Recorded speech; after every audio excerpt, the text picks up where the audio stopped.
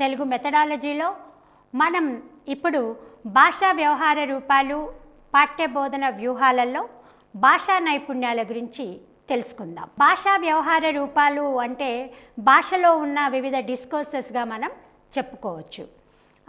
వ్యవహార రూపాలలో మామూలుగా భాషా ప్రక్రియలలో వివిధ ప్రక్రియలు అంటూ మనం గద్యము, పద్యము, వ్యాకరణం చూసినట్టుగానే భాషా వ్యవహార రూపాలలో లేఖనము, కథ, వ్యాసము, ఆత్మకథలు, జీవిత చరిత్రలు, ఏకాంకికలు, పత్రికా రచనలు, సంభాషణలు, రకరకాల రూపాలు మనం ఉన్నాయి. అయితే ఈరోజు ప్రత్యేకంగా మనం భాషా నైపుణ్యాల గురించి మొదటగా చర్చించుకుందాం. నైపుణ్యము అంటే కౌశల్యత అని, నైపుణ్యము అంటే స్కిల్ అని, నైపుణ్యము అంటే ఒక నిపుణత కలిగి ఉండడము అనేది సాధారణంగా ప్రతి ఒక్కరము అనుకునే విషయమే. అయితే భాషా నైపుణ్యాలు అంటే ఏమిటో చూడాల్సిన అవసరం మనకెంతైనా ఉంది. భాషోపాధ్యాయులుగా భాష యొక్క ప్రాధాన్యత ఏమిటి అనేది మనం చాలా సందర్భాలలో చూసాం. భాషా లక్ష్యాలు ఏమిటో తెలుసుకున్నాం. భాషా లక్ష్యాలలో కానీ భాషను బోధించడంలో ఏం సాధించాలనుకుంటున్నావు అనే మన గమ్యాలను చూసినా, లక్ష్య స్పష్టీకరణలు చూసినా మనకు అర్థమవుతున్న విషయం ఏమిటి అంటే భాష వినిమయం కోసమే, భాష భావగ్రహణ కోసమే. భాషను వినియోగించగలగాలి, భాషను మనం గ్రహించగలగాలి. అంటే ఈ రెండింటి మధ్యలో జరుగుతున్న ప్రక్రియే అభ్యసనం కావచ్చు, లేదా ఒక ప్రాసెస్. మనము ఏమైతే చెప్పాలి అనుకుంటున్నామో, ఏమైతే చెయ్యాలి అనుకుంటున్నామో ఆ విషయాలను ఎదుటి వాళ్ళకు చెప్పడం, ఎదుటి వాళ్ళ నుండి మనకు కావలసిన విషయాలన్నింటినీ, వారు చెబుతున్న విషయాలు కావచ్చు, మనం వినాలనుకున్న విషయాలు కావచ్చు, మనం ఏం చేద్దామనుకున్న విషయాలు కావచ్చు.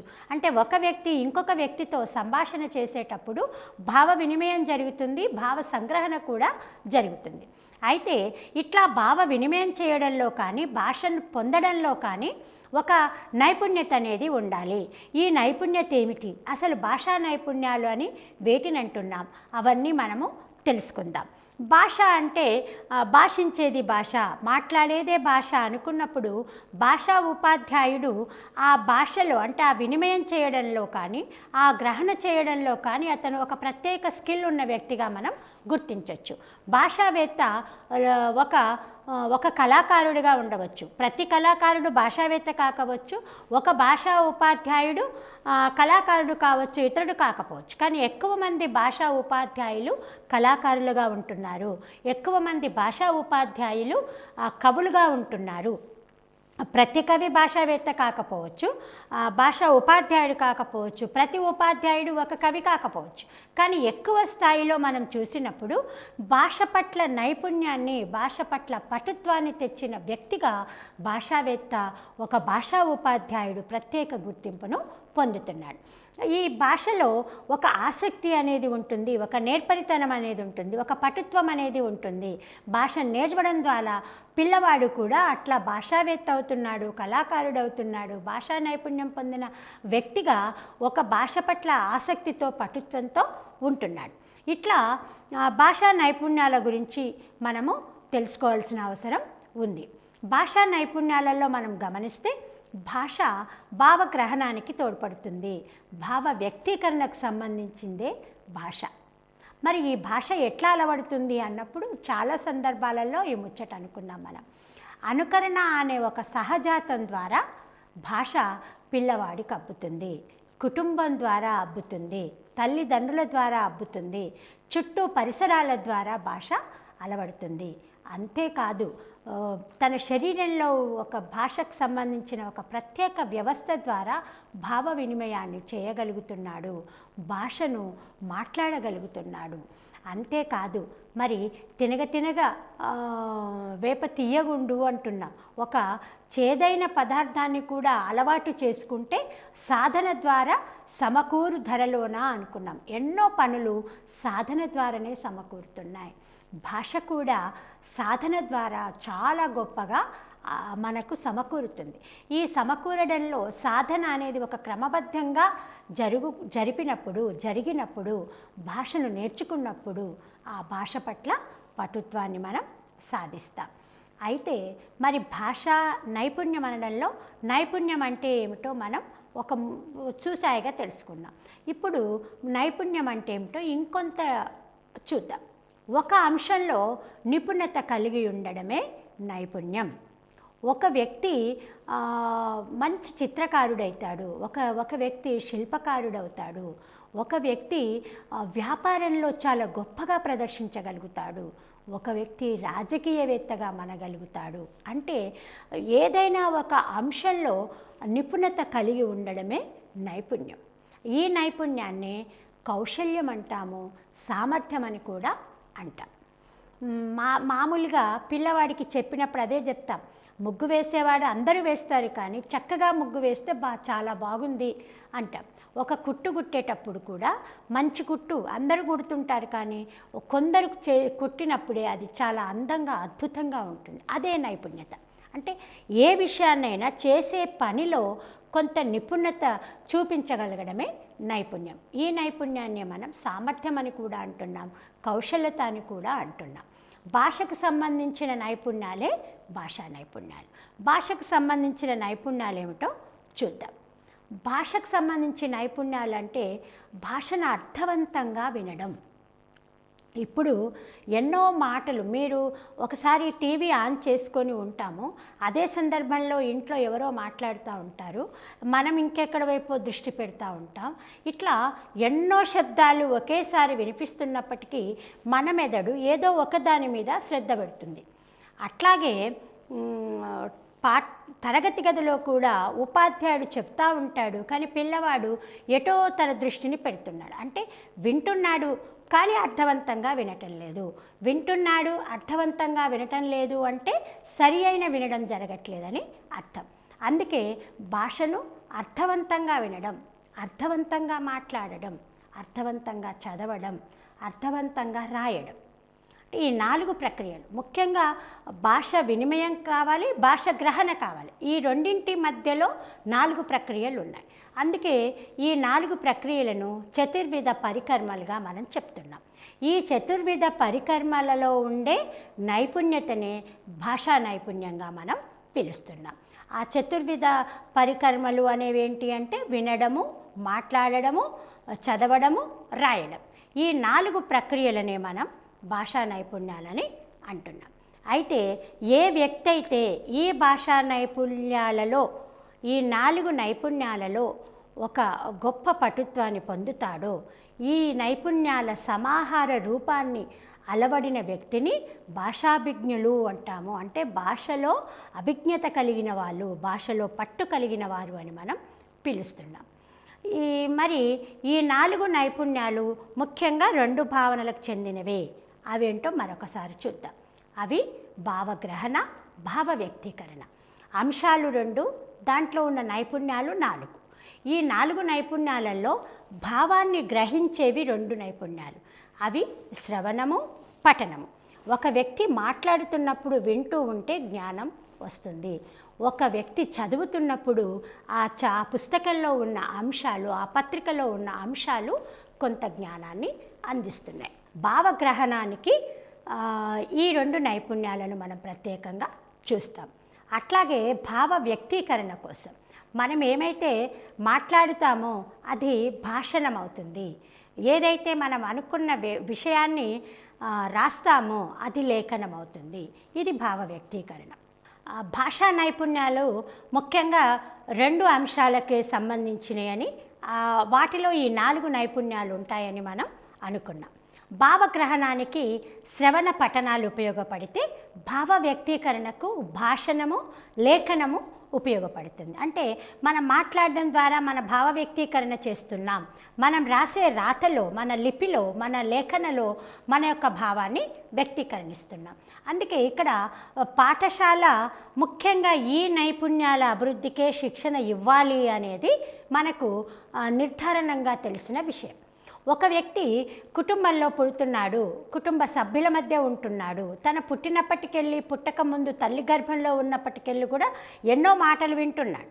ఆ విన్న మాటల్ని తర్వాత పెరుగుతూ ఉంటే చిన్నగా మాట్లాడుతూ ఉన్నాడు. అంటే శ్రవణము, భాషణము అనేది కుటుంబంలో జరుగుతూ ఉంది, అది సమాజం నుండి పెరుగుతూ ఉంది, చుట్టుపక్కల వాళ్ళు పీర్ గ్రూపుల ద్వారా సమవయస్కుల ద్వారా అది అభివృద్ధి చెందుతూ ఉంది. మరి పాఠశాలకు వచ్చినాక ప్రత్యేకంగా నేర్పాల్సింది ఏంటి అంటే ఏదైతే వింటున్నాడో దాన్ని అవగాహనతో వినాలి, చదవడం అనే ఒక కొత్త నైపుణ్యాన్ని నేర్చుకోవాలి. మాట్లాడుతున్నాడు కానీ మాట్లాడిన విషయాన్ని కానీ విన్న విషయాన్ని కానీ చదివిన విషయాన్ని కానీ తిరిగి రాయగలగాలి. ఈ నైపుణ్యాలు అంటే పాఠశాల యొక్క బాధ్యత, ఒక తరగతి భాషోపాధ్యాయుని బాధ్యత ఏమిటి అంటే భాషా నైపుణ్యాల అభివృద్ధికి ప్రత్యేకమైన శిక్షణ ఇవ్వాలి. అయితే మరి ఈ భాషా నైపుణ్యాలలో మొదటి నైపుణ్యం ఏమిటి? మొదటి నైపుణ్యం శ్రవణం. మరి శ్రవణానికి సంసిద్ధత అనేది ముందుగా కావాలి.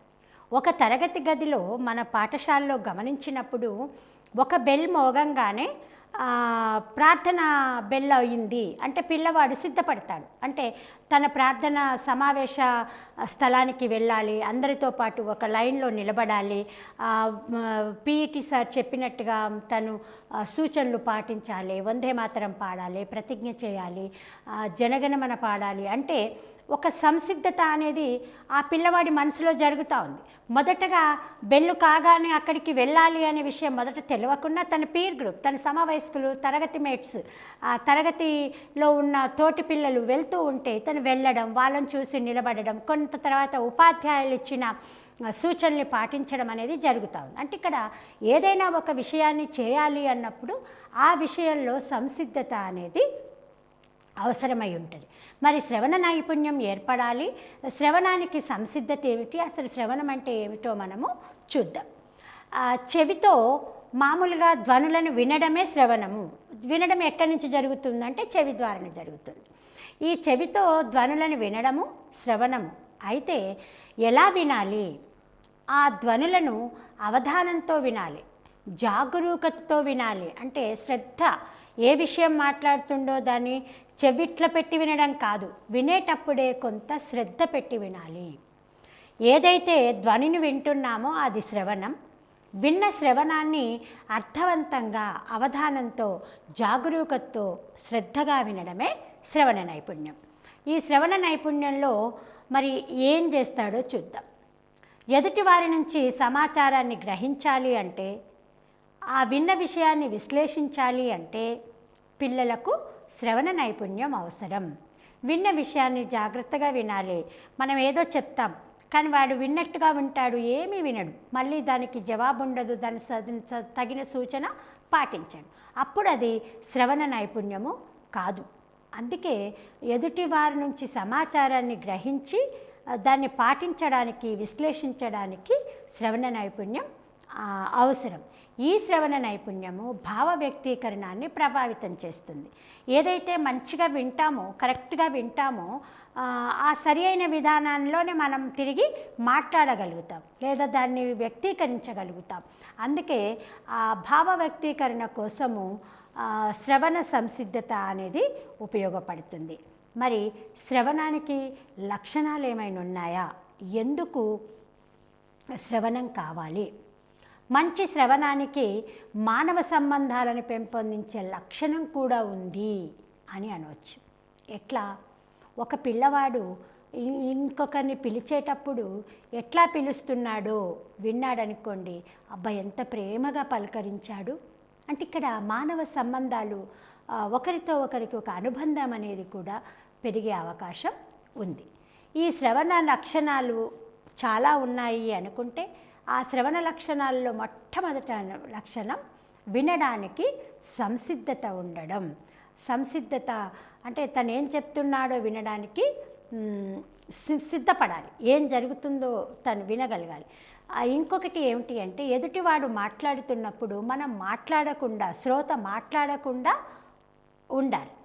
ఆ వక్త మాట్లాడుతున్న అంశం పైన మనస్సును కేంద్రీకరించాలి. మాట్లాడేటప్పుడు వింటున్నాడు, వినేటప్పుడు ఎదుటివానిలోని భావ వ్యక్తీకరణ తీవ్రత ఏ రకంగా ఉంది, ఇది తీవ్రంగా మాట్లాడుతున్నాడా, ప్రశాంతంగా చెప్తున్నాడా, అసలు ఈ విషయంలోని తీవ్రత ఎంతుంది అనేది గమనించే ఆ భావ వ్యక్తీకరణలోని తీవ్రతను కూడా శ్రోతల మనం గమనించే ఓపిక ఉండాలి. ముఖ్యంగా శ్రవణంలో కావలసింది సహనం. శ్రవణం చేసేటప్పుడు ఎదుటివాడు ఏం మాట్లాడుతున్నా వినకుండా అడ్డంగా వెళ్ళి మాట్లాడే వాళ్ళు చాలామంది ఉంటారు. ఇంకొకటి, శ్రవణము అనేది సరి అయిన విధానంలో జరగకపోతే ఇక్కడ యా మాలాగా వినిపించవచ్చు, ఇంకొక లాగా ఇట్లా ఒక అక్షరానికి బదులుగా ఇంకొక అక్షరం వినిపిస్తూ ఉంటుంది. మనం ఈ మధ్యకాలంలో చూస్తే బిందు అంటే బిందు లాగా వినిపించవచ్చు ఎదుటివానికి. అప్పుడు బీ ఫర్ బాంబే అంటుంటారు మనోళ్ళు. అంటే ఇక్కడ బిందు కాదు, వందన అంటే అదే వందే మాత్రంలో వందన అంటే ఒక అక్షరాన్ని పలికేటప్పుడు కూడా ఒక స్పష్టత అనేది ఉచ్చారణలో లేకున్నా లేదా వినడంలో లేకున్నా అది స్పష్టత అనేది ఉండదు. అందుకే శ్రవణ లక్షణాలలో మనం చెప్పుకునే అంశాలలో మంచి శ్రవణం ఉండాలి. ఇంకొకటి, వక్త మాట్లాడుతున్న కంఠ ధ్వని, ఆ ధ్వని లేకుంటేనే మనం ఇట్లా అనుకోవడానికి అవకాశం ఉంటుంది. ఇంకొకటి, అతనేమో మాట్లాడుతున్నాడు మనం ఎందుకు వినాలి అని కాకుండా నిష్పక్షపాతంగా వినాలి. అంటే ఎదుటివాడు మాట్లాడుతున్న విషయం పట్ల శ్రద్ధ పెట్టాలి తప్ప ఎదుటివాని వ్యక్తిత్వం కానీ వాని రూపం కానీ లేకపోతే సందర్భం కానీ కాకుండా ఎదుటి వాళ్ళు ఏం మాట్లాడుతున్నారో స్పష్టంగా నిష్పక్షపాతంగా వింటే, వారి హావభావాలను గమనిస్తూ వింటే ఆ శ్రవణం అనేది సరి అయిన స్థానంలో ఉంటుంది. ఇక మరి ఈ శ్రవణము లక్షణాలను విన్నాం కదా, శ్రవణంలో ఏమైనా రకాలు ఉన్నాయా, ఏంటి అసలు శ్రవణం రకాలంటే ఏమిటో చూద్దాం. శ్రోత ఒకరు వింటా ఉన్నారు, రేడియోలో పాట వింటున్నాం, నా ప్రయోజనం ఏమిటి? ఆనందం కదా. అమ్మ ఏదో మాట్లాడుతుంది అనిపిస్తుంది, కొంచెం శ్రద్ధ పెట్టి వింటాం, అమ్మ ఏం సూచన చేస్తుందో అని. ఒకసారి ఒకరు ప్రశ్న అడుగుతారు అన్న అవకాశం ఉంటే ఆ మూల్యాంకనం కోసం మనం జవాబు ఇవ్వాలి కాబట్టి అక్కడ సరి అయిన పద్ధతిలో ప్రశ్నను వినాల్సిన అవసరం ఉంటుంది. ఈ రకంగా శ్రవణం అనేది శ్రోత ప్రయోజనాన్ని బట్టి వివిధ రకాలుగా ఉంటుంది. అవి ఆజ్ఞలు సూచనల కోసం చేసే శ్రవణం. కొన్నిసార్లు సమాచారం కోసం వింటాం. రేడియోలో వార్తలు వస్తూ ఉన్నాయి, ఒక చోట వరదలు వచ్చాయి అనగానే అక్కడ ఎట్లాంటి పరిస్థితులు ఉన్నాయో మనం చాలా దృష్టి పెట్టి వింటూ ఉంటాం. అదేంటి? సమాచారం కోసం చేసే శ్రవణం. ఒక పాట వస్తుంది, చక్కగా వింటాం, మనం ఆనందం కోసం చేసే శ్రవణం. ఒక ప్రశ్న జవాబు ఇవ్వాల్సిన అవసరం ఉంది, అది మూల్యాంకనం కోసం చేసే శ్రవణం. ఇక ధ్వనులలో వ్యత్యాసం, కా ఇంకొక అక్షరంలాగా వినిపిస్తుంది, అప్పుడేం చేస్తాం? ఆ ధ్వని అచ్చు హల్లులాగా, హల్లు అచ్చులాగా వినిపిస్తూ ఉంది, చా షాలాగా వినిపిస్తూ ఉంది అంటే ఈ ధ్వనులలో వ్యత్యాసం అనేది గమనించడం కోసం కూడా శ్రవణాన్ని దగ్గరగా మనసు దగ్గర పెట్టుకొని వింటూ ఉంటాం.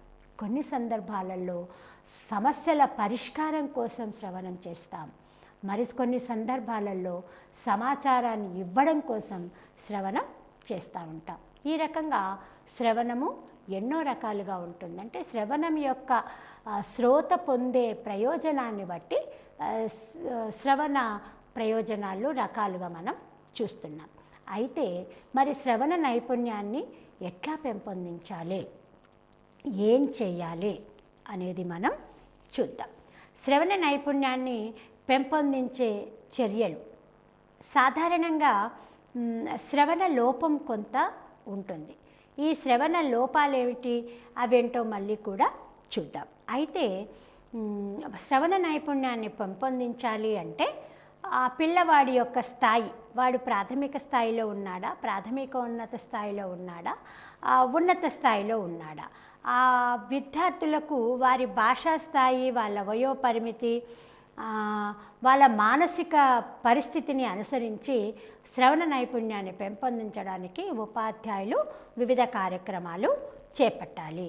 చిన్న పిల్లవాడు అక్షరాభ్యాసం చేస్తున్న పిల్లవాడికి శ్రవణ నైపుణ్యం నేర్పడంలో ప్రయోజనం వేరుంటుంది.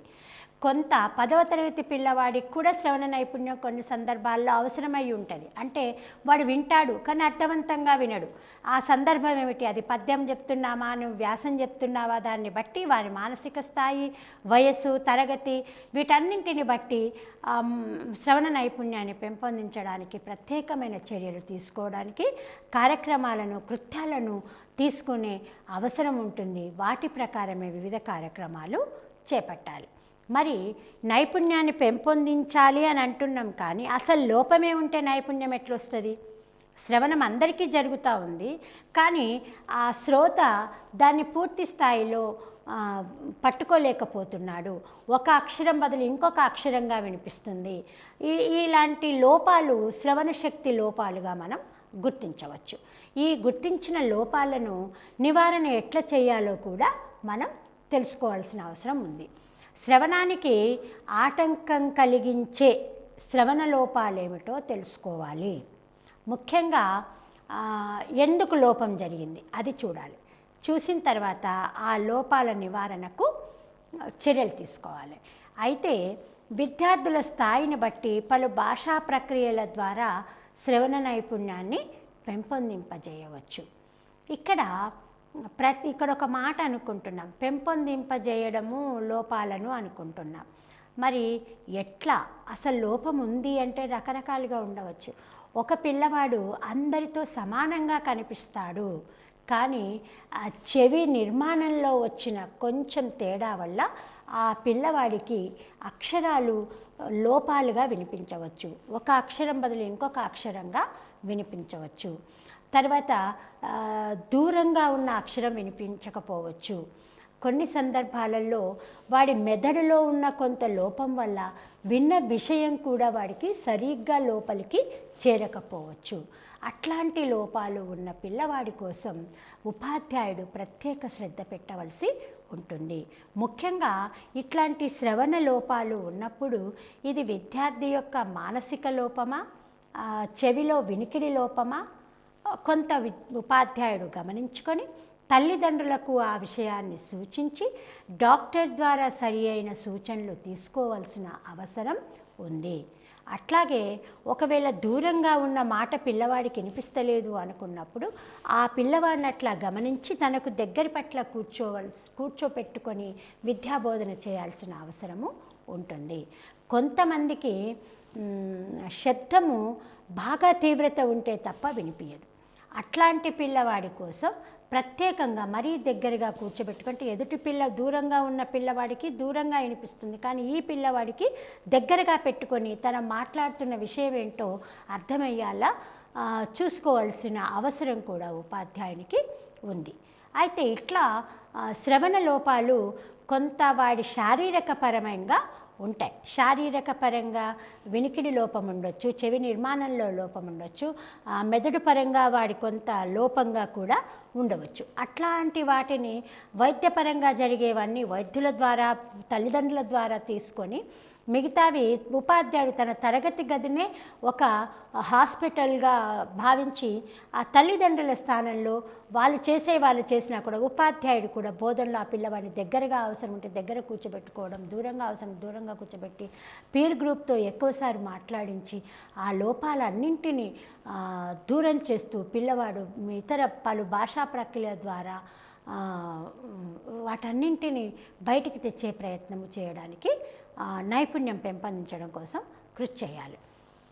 ఇక శ్రవణ నైపుణ్యంలో మూల్యాంకనము అనేది కూడా అవసరం. అంటే ఏ విషయాన్ని అయితే వాళ్ళు నేర్చుకుంటున్నారో ఆ విషయం పట్ల పూర్తి మూల్యాంకనం అనేది నిరంతరం జరగాల్సిన అవసరం కూడా ఉంటుంది.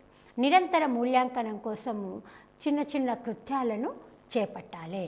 ఒక గేయాన్ని పాడుతున్నప్పుడు పిల్లవాడు ఆ గేయాన్ని వింటున్నాడా లేదా అని ఒక చిన్న ప్రశ్నించడం ద్వారా అతను దానికి స్పందిస్తాడు.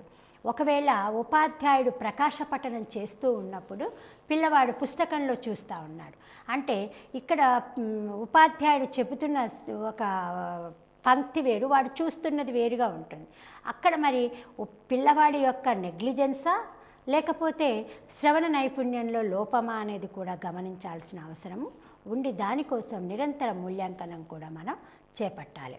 ఇక మరి ఈ రకంగా శ్రవణ నైపుణ్యము పెంపొందించడం అనేది భాషా నైపుణ్యాలలో ఒక గొప్ప ప్రక్రియగా మనం చూడవచ్చు. శ్రవణ నైపుణ్యాన్ని చూసినప్పుడు మరి మూల్యాంకనం కూడా ఖచ్చితంగా చేయాల్సిన అవసరం ఉంటుంది. దానికోసం పలు కృత్యాలను కూడా చేపట్టాలి. శ్రవణ నైపుణ్యం తర్వాత వచ్చింది ఎట్లా అంటే మూల్యాంకనం చేసేటప్పుడు పలు కృత్యాలు అనుకుంటున్నా. పలు కృత్యాలు తీసుకునేటప్పుడు ఒక ఉన్నత వ్యక్తి యొక్క జీవిత చరిత్ర చెప్తూ దాని మీద ప్రశ్నించడం, ఒక చిన్న కథను తీసుకొని తరగతి గదిలో చెప్తూ ఆ కథలో ఏం విన్నాడో తిరిగి అడగడం, ఇంకా ఒక గేయ పంక్తిని చెప్తూ తర్వాత గేయ పంక్తి ఏంటో చెప్పనట్టుగా చెప్పింది ఏంటో మళ్ళీ అడగడం అనేది కూడా ఒక రకమైన శ్రద్ధ.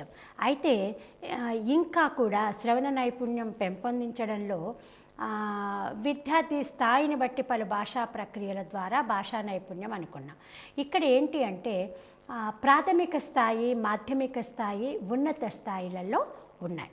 ఇక్కడ ప్రాథమిక స్థాయి పిల్లవాడికి మంచి చిన్న చిన్న గేయాలు, చిన్న కథలు, రకరకాల పలు పాత్రలు చెప్తూ ఆ పాటలు వింటున్నాడా లేదా, ఆ గేయాన్ని మళ్ళీ పాటిస్తున్నాడా, అర్థవంతమైందా, అర్థవంతంగా వాడు తల ఊపుతున్నాడా లేదా, ఇట్లా వాళ్ళకు తగ్గ చిన్న పదాలతో కూడిన గేయాలను ప్రాథమిక స్థాయిలో చెప్తాం.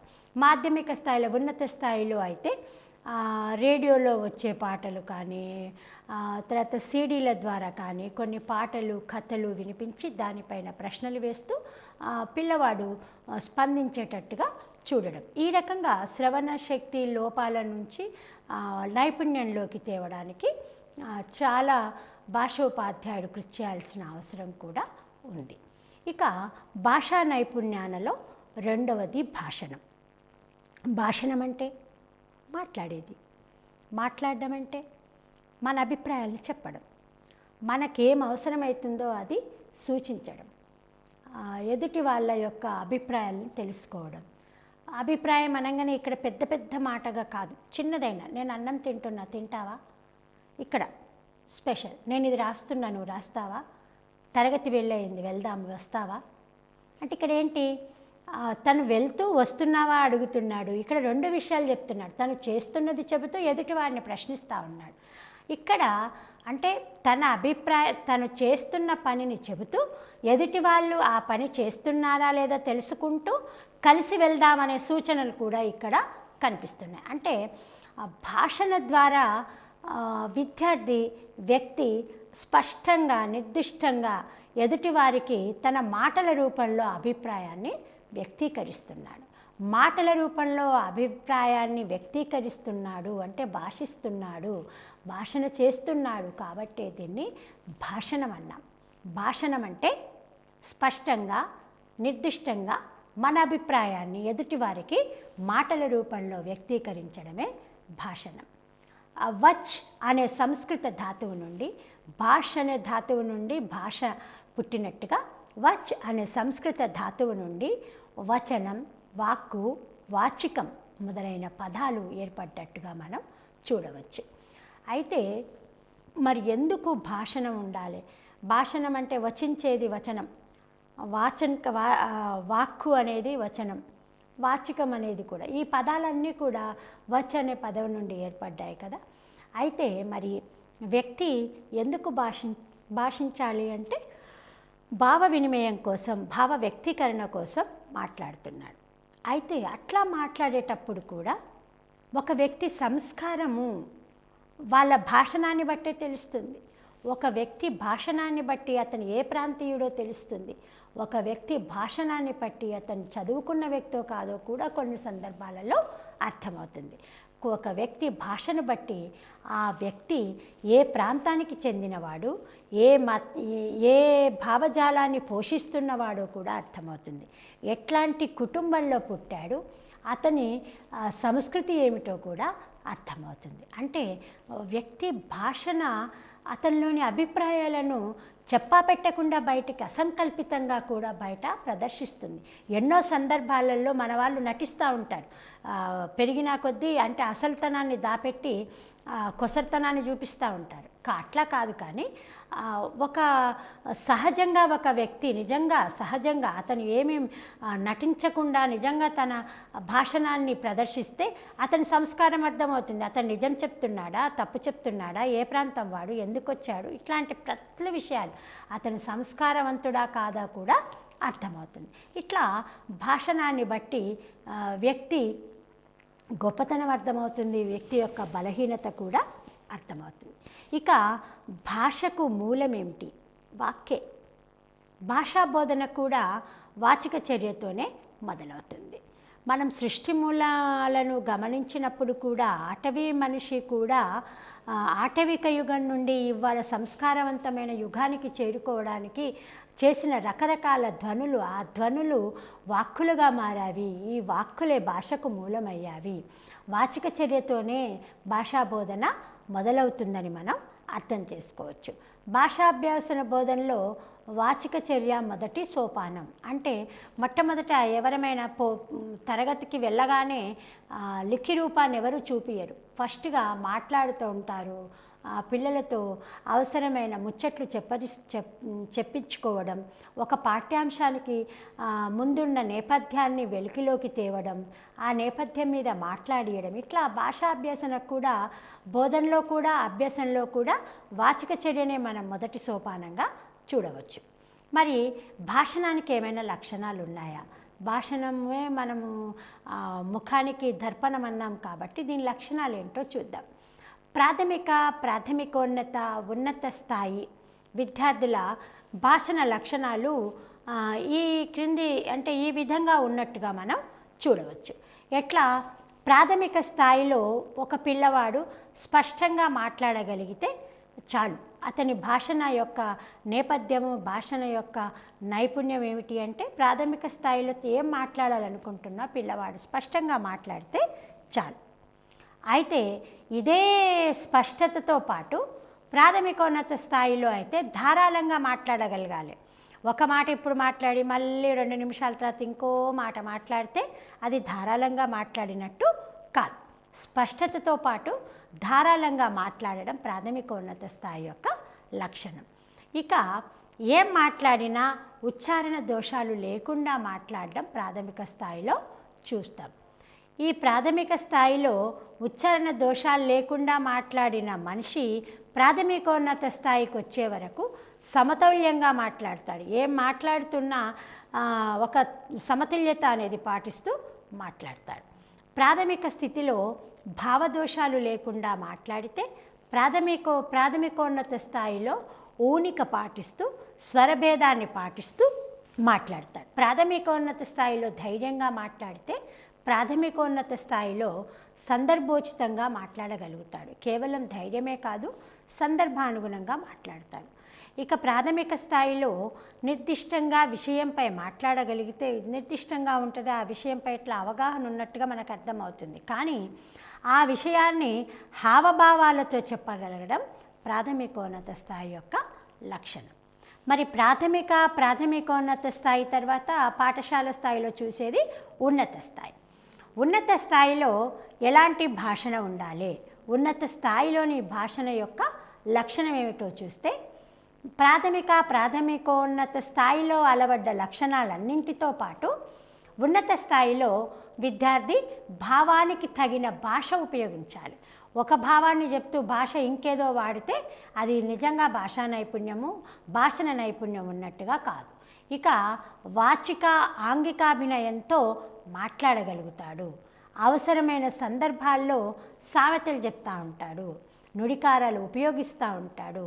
ఈ రకంగా ఉన్నత స్థాయిలోకి వచ్చిన తర్వాత భాషణ యొక్క లక్షణము, భాషణ యొక్క నైపుణ్యం అనేది మెరుగుపడుతూ వారిని మంచి భాషావేత్తగా తెచ్చే సందర్భం ఉంటుంది.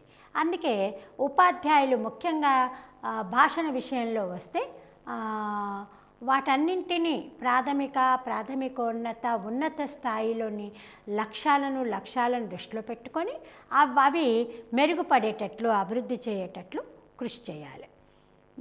భాషణము దోషాలు ఏమైనా ఉంటాయా? ఉంటే నివారణ ఏమిటి?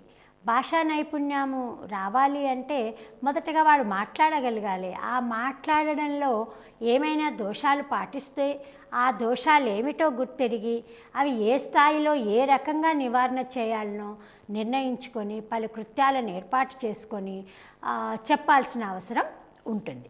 ఇక మరి పిల్లలు చేసే భాషా దోషాలు ముఖ్యంగా 3 రకాలుగా ఉంటాయని చెప్పుకోవచ్చు. పిల్లలు చేసే భాషణ దోషాలు 3 రకాలుగా ఉంటాయి. అవి భావదోషాలు, భాషా దోషాలు, ఉచ్చారణ దోషాలు. ఒక భావదోషము అంటే ఒక సందర్భాన్ని చెప్పాలనుకుంటాడు కానీ చెప్పేది ఇంకో సందర్భంలో చెప్తాడు. అంటే అక్కడ భావంలోనే లోపం ఉంటుంది. భావం లోపంగా చెప్పడము అంటే భాషణలో పిల్లవాడు సరి అయిన క్రమాన్ని పాటిస్తలేడు. ఇక్కడ వాక్య నిర్మాణ ప్రమాణం కావచ్చు, లేదంటే భావ నిర్మాణ ప్రమాణంలో కూడా లోపం జరుగుతుంది. తను చెప్పాలనుకున్నది ఒకటి, చెప్తున్నది ఒకటి. అంటే భాషణంలో భావదోషం అనేది ఒక దోషంగా మనం చూస్తున్నాం.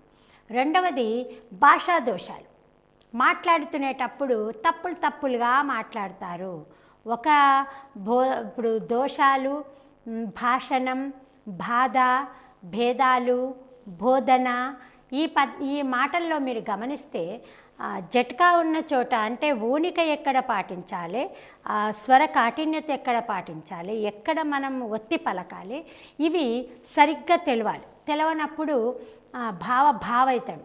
అది అంటే ఇక్కడ ఏమైపోయింది, చాలా ఘోరంగా మారిపోతుంది అన్నట్టు. ఇక్కడ భాషా దోషాలు మాట్లాడడం వల్ల భావదోషాలు కూడా ఏర్పడతాయి. కొన్ని సందర్భాలలో మాట్లాడే భావంలోనే దోషం ఉంటే, కొన్ని సందర్భాల్లో భాషా దోషం వల్ల భావదోషాలు కూడా ఏర్పడుతుంటాయి. ఉచ్చారణలో దోషం చేయడము, భాషా ప్రయోగాలలో దోషం చేయడము, ఇట్లా మనము రకరకాలుగా భాషలలో దోషాలను మనం చూస్తున్నాం. వీటి కోసం మరి మనం ఏం చేయాలి? ఉపాధ్యాయుడు ఆ దోషాలు ఏమిటో గమనించాలి, నివారణ చర్యలు చేపట్టాలి. నివారణ చర్యలు చేయాలి అంటే ఆ పిల్లవాడు చేస్తున్న భాషణలో భాషాపరమైన దోషం ఉందా, భావపరమైన దోషం ఉందా ఆలోచించాలి. దానికి సందర్భంగా అనుసరణీయంగా ఆలోచించి ఆ యొక్క దోషాన్ని నివారించడానికి కృత్యాలను చేపట్టాలి. ఉచ్చారణ దోషాలు పిల్లల్లో ఏర్పడడానికి ప్రధానంగా 5 విధాలు మనం చూడవచ్చు. ఉచ్చారణలో దోషాలు ఏర్పడడానికి ప్రధానంగా 5 విధాలు చూడవచ్చు. వాటిల్లో ఒకటి వేగోచ్చారణ, సమస్వర రాహిత్యం, సమవేగ రాహిత్యం, ధారాళంగా మాట్లాడలేకపోవడం, ధ్వనులను తారుమారు చేయడం. అయితే మరి ఎందుకు పిల్లవాడిలో ఉచ్చారణ దోషాలు ఏర్పడుతున్నాయి అన్నప్పుడు ఇక్కడ భాషణకు సరిగా ఉపక్రమిస్తలేడు అంటే సరి అయిన శ్రవణం కూడా లేకపోవచ్చు. అది కూడా ఒక కారణం. ఇక మరి ఉచ్చారణ మాత్రానికి చూసినప్పుడు ఎదుటివాడు మాట్లాడుతుంటాడు కానీ వేగంగా మాట్లాడతాడు. అయితే ఏమైందంటే ఇట్లా అంటే ఇక్కడ ఒక స్పష్టత లేదు. ఉచ్చారణలో చాలా వేగవంతంగా చేయడం వల్ల శ్రోత దాన్ని సరిగా వినలేకపోతాడు. లేదా తను మాట్లాడేటప్పుడే వేగంగా ఒక పదం మీద ఇంకొక పదం వచ్చేలా మాట్లాడుతూ ఉంటాడు. దానివల్ల ఎదుటివానికి ఉచ్చారణ దోషాలు ఉన్నట్టుగా కనిపిస్తుంది. నిజంగానే వీళ్ళ ఉచ్చారణ దోషాలు కూడా చేస్తారు. ఇక సమస్వర రాహిత్యం కూడా ఉచ్చారణ దోషానికి కారణం. అంటే ఒక విషయం చెప్పేటప్పుడు నిజంగా ఒక క్రమ పద్ధతిలో చెప్తూ సడన్గా వేరే దిక్కు వెళ్ళిపోవడం, ఒక పదాన్ని ఎక్కువగా మాట్లాడడం, ఒక పదాన్ని తక్కువగా మాట్లాడడం, ఇది కూడా ఉచ్చారణ దోషానికి కారణమవుతుంది. ఇక సమవేగంతో లేకపోవడం, ఒక పదాన్ని వేగంగా పలకడం, మరొక పదాన్ని నిదానంగా పలకడం, ఈ సమవేగం రాహిత్యం అనేది ఉండడం వల్ల భాషణంలో దోషాలు ఉన్నట్టుగా కనిపిస్తుంది. ఇంతేకాదు ధారాళంగా మాట్లాడలేకపోవడం, ఎప్పటికీ వాడు ఇంకా మొదటి స్థాయిలో ఉండడం వల్ల భాషణ సరిగా జరగదు. ఇక ముఖ్యంగా ధ్వనులను తారుమారు చేస్తూ మాట్లాడడం. మనం చాలామంది పిల్లల్ని గమనిస్తే వాళ్ళు పుట్టి మాటలు 10వ నెల నుండి ఏడాది లోపు మొదలుపెట్టినప్పటికీ కొన్ని అక్షరాలు సరి అయిన రీతిలో మాట్లాడడానికి వాళ్ళకు 3 ఏండ్ల వయసు అన్న రావచ్చు, 5 ఏండ్ల వయసు కూడా రావచ్చు. ఎక్కువ మందిని గమనిస్తే ఆ కా అక్షరం పలకడి బదులుగా తా పలుకుతుంటారు. అత్తను అత్తే అంటుంటారు, అక్కను అత్తే అంటుంటారు. వాళ్ళకు కా వచ్చే ప్రతి చోట తాను చేసుకుంటారు, కానీ అక్కడ వాళ్ళకు తా వాడుతున్నట్టే అర్థం కాదు.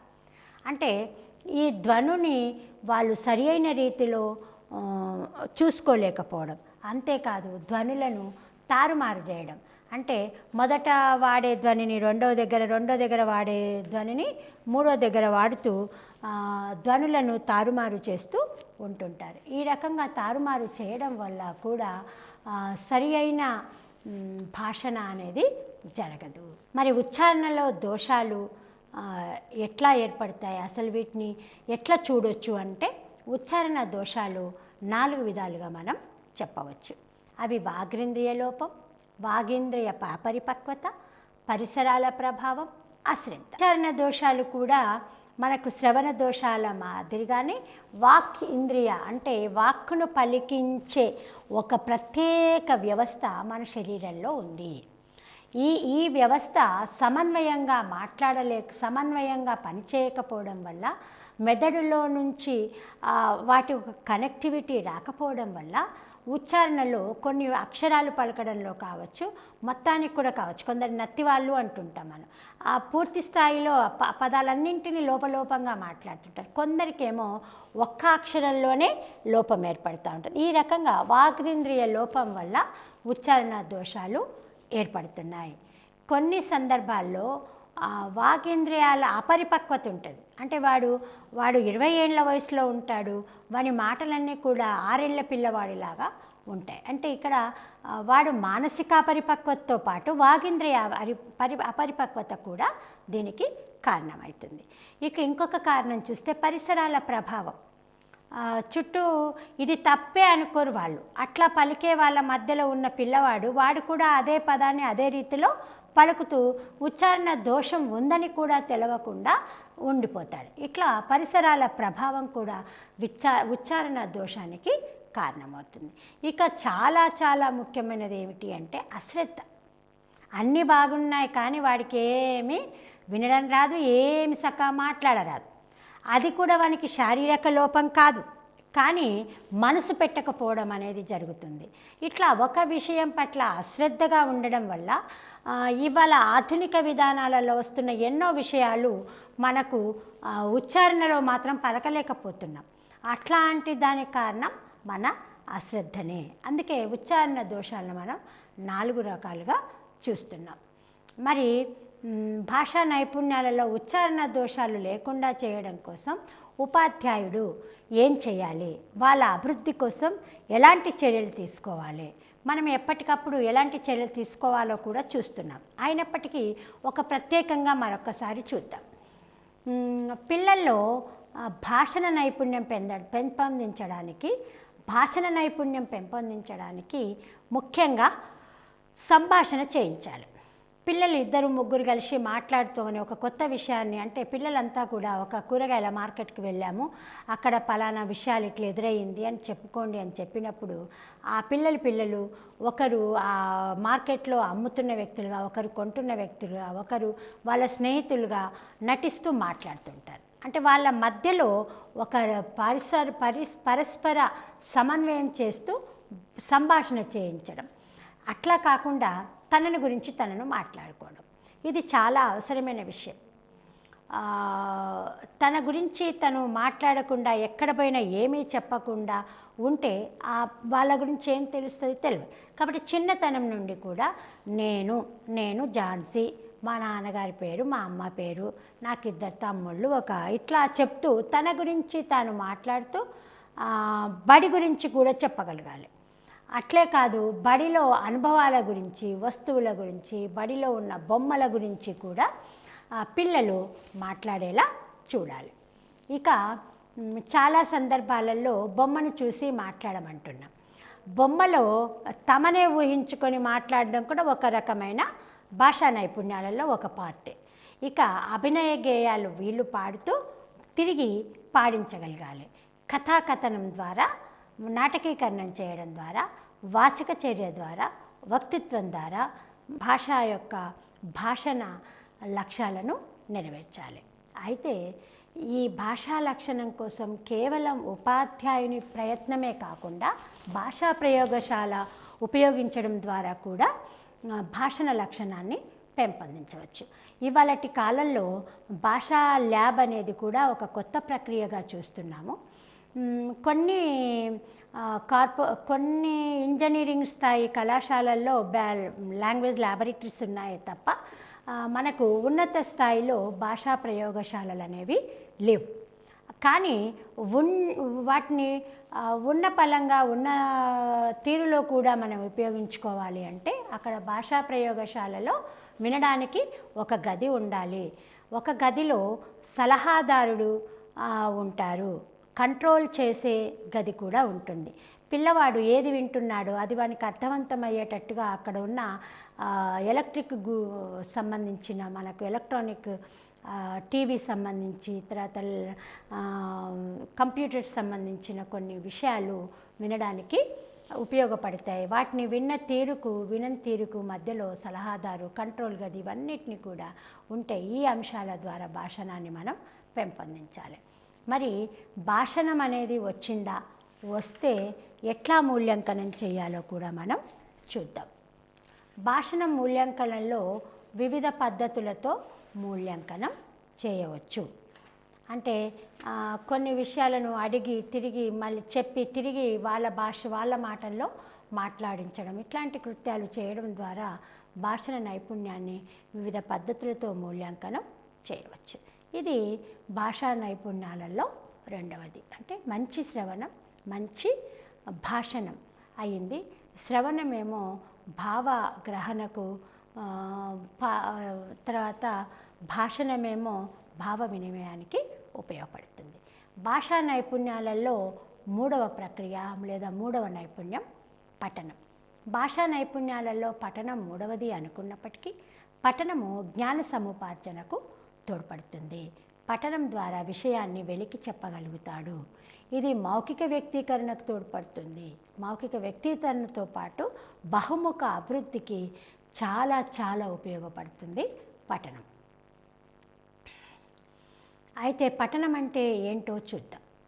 లిఖిత రూపంలో ఉన్న ఏదైనా అంశాన్ని మనస్సులో కానీ లేదా బిగ్గరగా కానీ చదివి దానిలోని భావాన్ని గ్రహించడమే పఠనం. కొన్ని చిన్న స్థాయిలో పిల్లవాడు లోపలి చదవడు, పైకే చదువుతాడు. పాఠం చదువురా అంటే దబా దబా దబా దబా చదివేస్తూనే ఉంటాడు. అదే ఒక డిగ్రీ స్థాయి పిల్లవాడు తన టెక్స్ట్ బుక్ కావచ్చు, అదనపు సమాచారం ఏ పుస్తకాన్నైనా లోపల చదువుకుంటాడు. అందుకే ఏమంటున్నాం, లిఖిత రూపంలో ఉన్న ఏదైనా అంశాన్ని మనస్సులో కానీ లేదా బిగ్గరగా కానీ చదివి దానిలోని భావాన్ని గ్రహించడమే పఠనం అంట.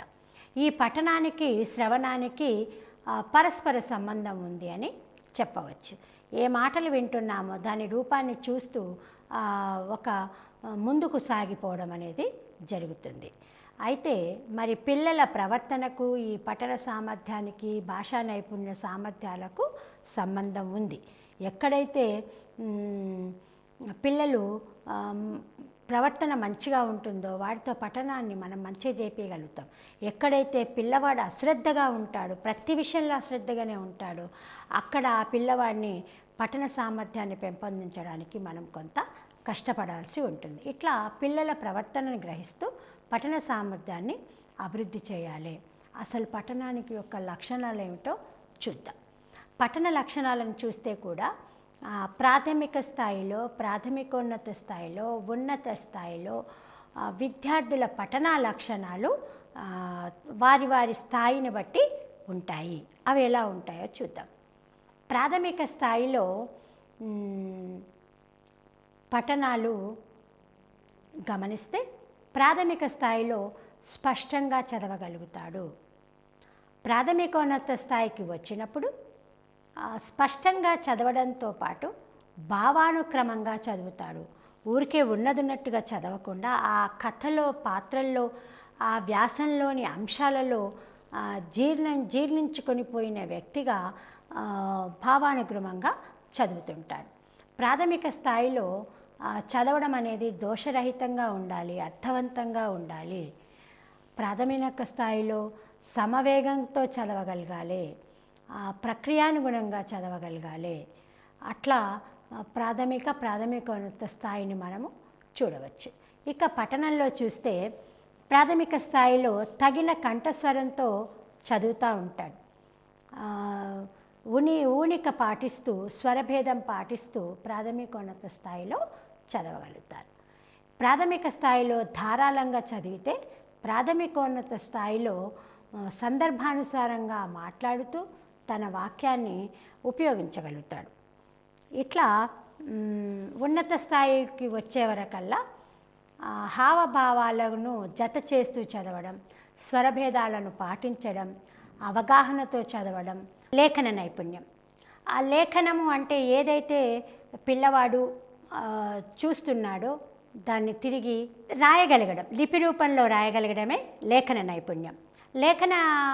లేఖనం అనేది సరి అయిన రీతిలో ఉంటేనే భావ వ్యక్తీకరణ సరి అయిన స్థాయిలో ఉంటుందని చూడవచ్చు. అయితే తెలుగు భాషను పరిశీలించినప్పుడు అక్షరాలు రాయడం అనేది ఒక ఛాలెంజింగ్గా మనము చూస్తున్నాం. ఇక్కడ ఆ నుండి రౌతి వరకు వర్ణమాలలో చూస్తున్నప్పుడు ఇందులో అచ్చులు, హల్లులు, ఉభయాక్షరాలు ఇవన్నీ ఉన్నాయి. వీటన్నింటినీ మొట్టమొదట పిల్లవాడు వింటున్నాడు, చదువుతూ ఉన్నాడు. రాసే క్రమంలో చూసినప్పుడు కొన్ని అర్ధచంద్రాకారంలో మొదలవుతున్నాయి, కొన్ని 2 అర్ధచంద్రాకారంలో మొదలవుతున్నాయి. అయితే ఒక క్రమం అనేది ఏమీ లేకుండానే వర్ణమాలను నేర్చుకుంటున్నాడు.